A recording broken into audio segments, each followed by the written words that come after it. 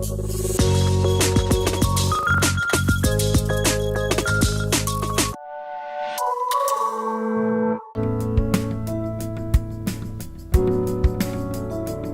à l'époque, il faut juste se souvenir que c'était une entreprise qui n'avait pas du tout la taille que SFR a aujourd'hui. C'est une petite entreprise finalement, elle avait une croissance très forte.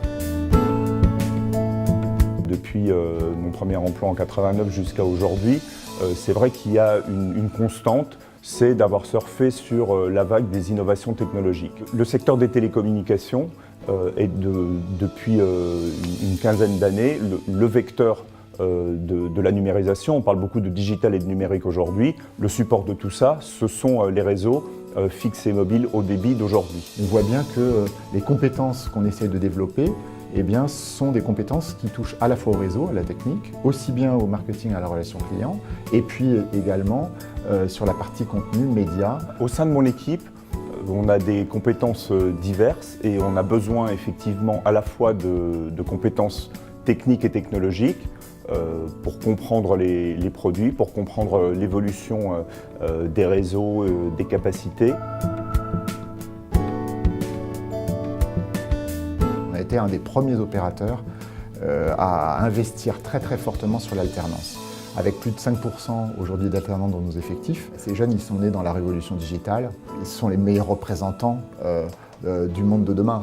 Donc du coup, c'est clair qu'en les intégrant, on intègre aussi non seulement des compétences, mais aussi des aspirations de nos clients, des besoins. Je ne pense pas que l'innovation soit une spécialisation.